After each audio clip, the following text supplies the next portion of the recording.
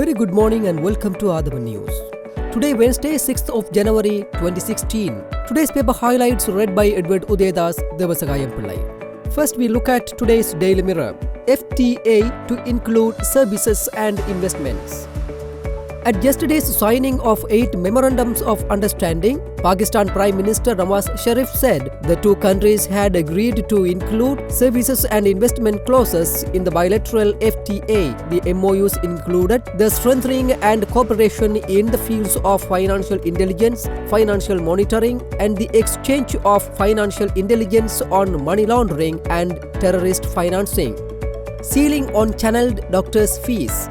The Ministry of Health has taken steps to limit to 2,000 rupees the fee that a medical specialist may charge a person who channels him at a private hospital or a private medical clinic.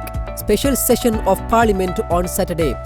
A special parliamentary session is to be held on Saturday, January 9. It will be presided over by Speaker Karu Jayasuriya, said Chief Government Whip and Parliamentary Reforms and Mass Media Minister Gayantha Karunatilaka. Indo-Lanka Trade Postpone Agreement GMOA. The Government Medical Officers Association GMOA yesterday requested President Maithripala Sirisena to postpone the signing of the Indo-Sri Lanka trade agreement until a national policy on trade agreements was worked out.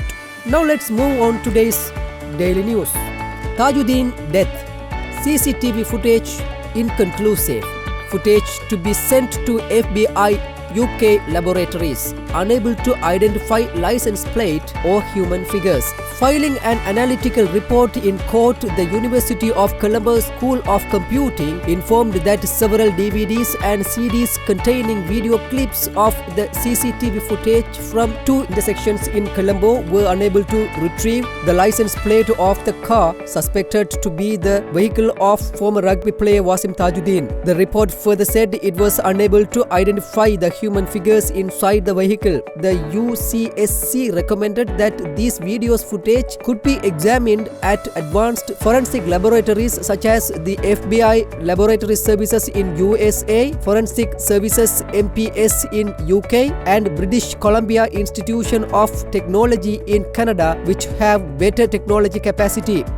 PM wants Pakistan-Sri Lanka economic relations to be brought to the level of its political relations. Economic relations between Pakistan and Sri Lanka should be improved to the level of a strong political relationship that is being enjoyed by both countries since the past, Prime Minister Ranil Wickremesinghe said. He was participating at the soft launching of Pakistan's Single Country Exhibition 2016 held yesterday at Temple Trees. Addressing the occasion, Prime Minister Wickremesinghe said the occasion of Pakistani Prime Minister Nawaz Sharif's visit to Sri Lanka was also an occasion for Sri Lanka to review our relationships with Pakistan. Separate lane for passenger transport buses. A separate lane will be allocated for passenger transport buses to run speedily as a solution to the traffic condition in Colombo. Transport and Civil Aviation Minister Nimal Siripala de Silva said traffic congestion in the western province, where the majority of vehicles are registered, is likely to increase further, and we expect the average commuting speed in Colombo, which is currently 12 km per hour, will be reduced further to 8 km per hour by 2018. Finally, we move on to Ceylon today. Sharif looks at $1 billion Pakistan-Lanka trade target. The present volume of trade, approximately $325 million between Sri Lanka and Pakistan, does not reflect the true potential of our bilateral trade cooperation, said Prime Minister Nawaz Sharif, adding that the two countries have agreed to reinvigorate efforts to realize the goal of achieving an $1 billion bilateral trade target. Flour prices up by 2 rupees. Two prominent flour suppliers increased flour prices by 2 rupees this week. Budget 2016 imposed a 2% increase to the NBT tax, making it a total of 4%, and this, the importers say, was passed on to the consumer price. The government-controlled price for wheat flour stands at 90 rupees a kilogram.